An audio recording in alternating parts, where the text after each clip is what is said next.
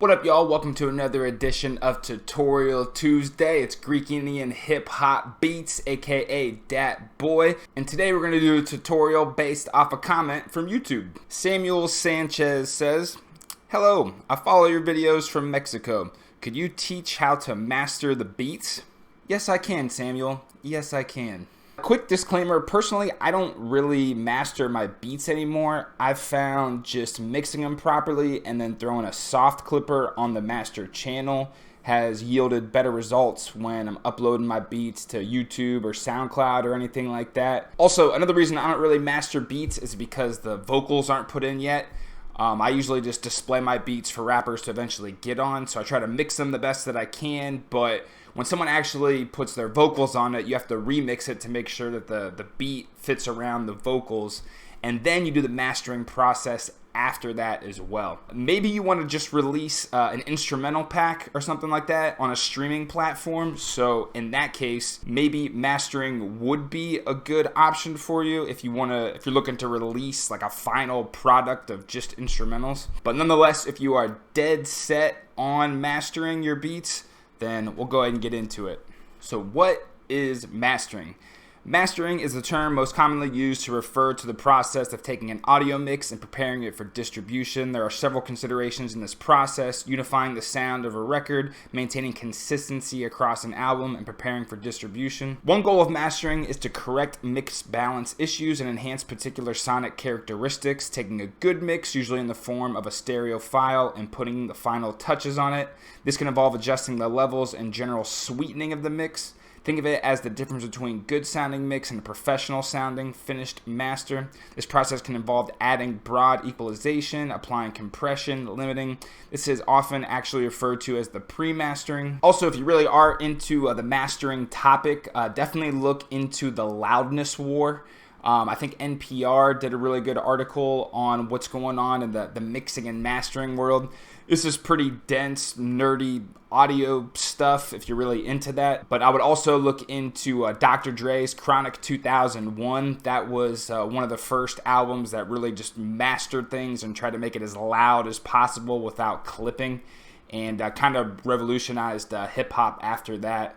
But yeah, basically mastering is just adding slight compression here and there to pieces, and then bringing all the levels up at the end to get it at the peak volume without being able to clip. So let's go ahead and jump into FL Studio and figure out how to do it. All right, so here is a beat I've been working on that I've already kind of mixed to the best of my ability thus far. So let's go ahead and take a listen to the 8-bar loop.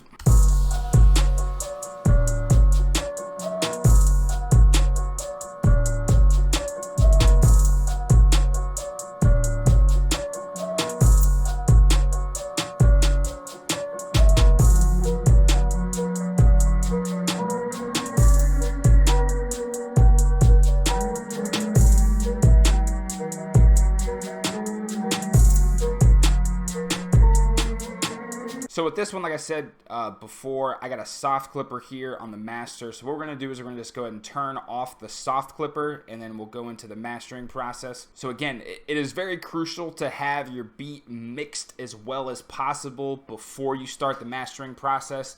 Mastering is not going to be able to fix a bad mix. It only enhances a good one, if that makes sense. So if you are going to master something, your initial mix needs to have what's called headroom. You need room between 0 dB and your loudest instruments. If you have everything pushed up to 0 dB, you're not going to have any chance to bring the levels back up later when you actually master it. So you need what's called headroom. Again, it's just allowing space between where your instruments hit and 0 dB. Typically when I mix, I like to have the kick and the snare hit at about 6 dB, and that's kind of like my loudest instruments that I'll usually have. And then also you need to make sure that you have all your instruments EQ'd. If you don't know how to do subtractive EQ, I'll put a card up here that kind of goes over that for one of the other videos that I did in the past. After you got all the levels right, after you have the subtractive EQ going, after you've gain staged everything, which again, I'll show another card for another video if you don't know how to gain stage from a past video, then you're finally ready for the mastering process. The tool that is easiest to use for mastering is Maximus. It's a multi-band compressor. It allows you to add slight compression to different frequencies of your track, and then after you use Maximus, you use a limiter to bring all the volumes up as close to 0 dB as possible without clipping. The reason they call it mastering is because on the master track is where you actually do everything. So go ahead and select the master track and then open up a Maximus.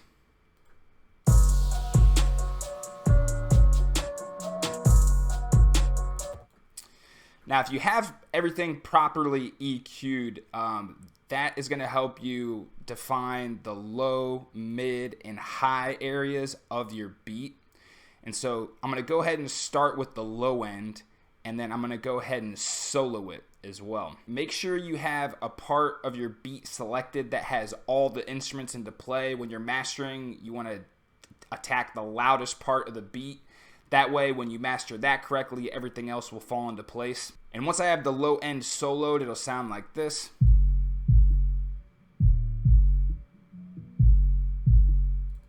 And basically, all you hear is the bass.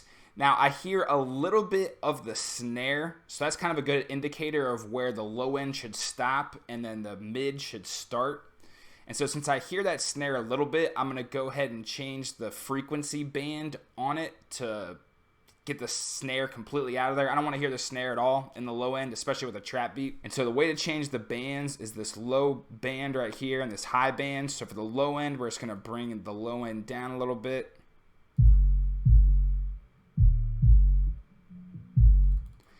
And now all I really hear is the bass and the kick drum. I don't hear any of the snare. I hear a little bit of the sample, which is fine. I had a little bass in the sample when I EQ'd it. What we want to do is identify where it's peaking at and then where the rest of the sound is laying at. And so with the low end, it's kind of simple to see where it's at. We have the kick that peaks up here, and then we have the bass that kind of peaks at around here. And so if you look up in the top left portion of the screen, it says about 14.3 dB is kind of where the bass is peaking at on that, where you can even see where it like kind of bends right there. And so what we're going to do at 14.3 dB, or at least somewhere around there, we're going to come over to the graph right here. And again, up in the top left corner, you'll kind of see where you're at in terms of dB. And then I'm going to try to get around 14.3. 13.8 is close enough. So I'm going to go ahead and right click to create a dot. And then what I'm going to do is I'm going to bring this other dot using the left click just down a little bit. And that way it'll compress a little bit of the peak right here, which will help make the bass stand out a little bit more.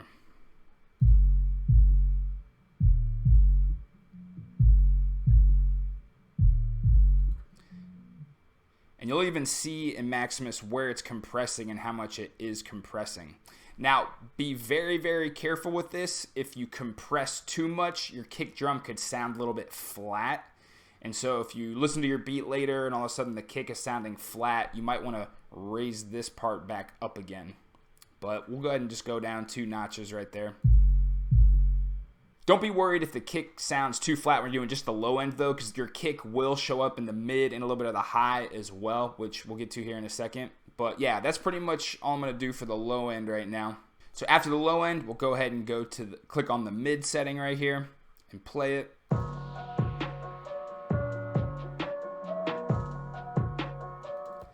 Now in the mid, you can kind of hear the hi-hat. I think the hi-hat should kind of be the boundary of where the high end starts. So when you take this high band right here, go ahead and bring it down to where you can't hear the hi-hat anymore.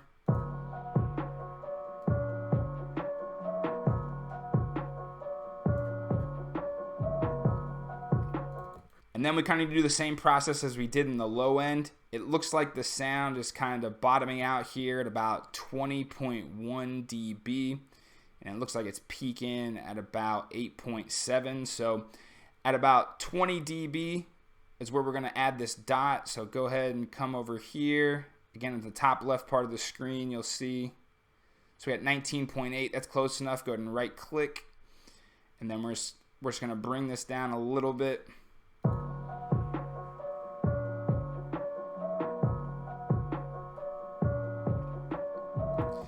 Now, it seems like because I already mixed this pretty well, we don't need to compress it too much in the mid region, just a little bit to kind of help bring up some of the instruments that aren't as loud to the top where the snare is hitting. And then we go to the high end. With the high end, I can't stress enough, do not over compress. Your hi-hats will sound mangled, especially with trap type hi-hats that you use. And as you'll see here with the high end, the bottom sound kind of is way down here at 27.3 dB. I wouldn't do that. I would just take the peak of the lowest hi-hat sound and make that where you're going to set your first dot. So it looks like it's about 18.3 dB. So again, we'll come over here.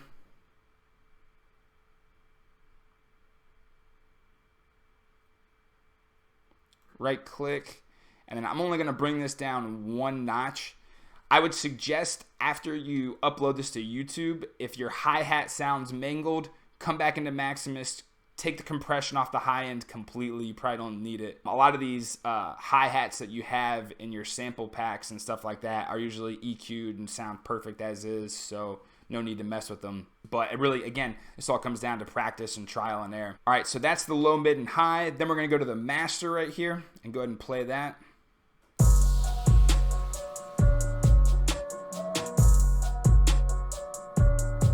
As you can see, it's still peaking in some areas. So with the master, what you want to do is, again, go ahead and find the lowest part of the sound. It looks like it's down here at about 19.2. So we'll come over here to the left, and that's where we're going to make our dot.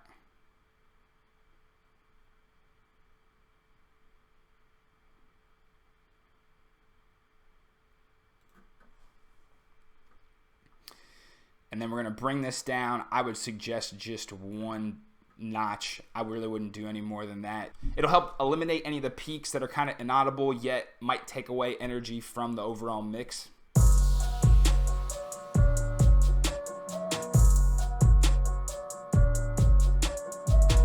Now that should pretty much complete the slight compression that we put around the beat.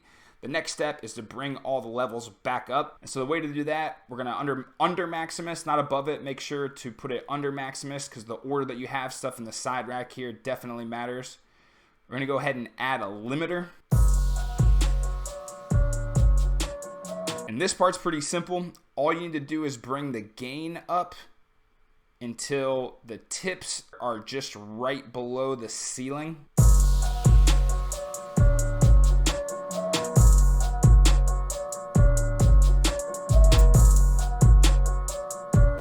So as you can see, it's pretty much not compressing, or the limiter is not affecting it at all. There's one little bump right there, which is probably fine.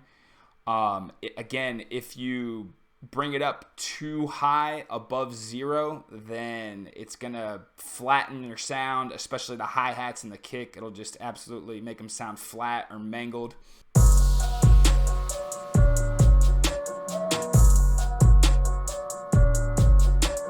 And then that's pretty much it for the mastering process. If you feel like after you throw it to the limiter, it still doesn't loud enough or still isn't the way you want it to sound, then most likely you need to go back to the square one and just fix the mix. So what I would do is before you start the mastering process, I would save the project.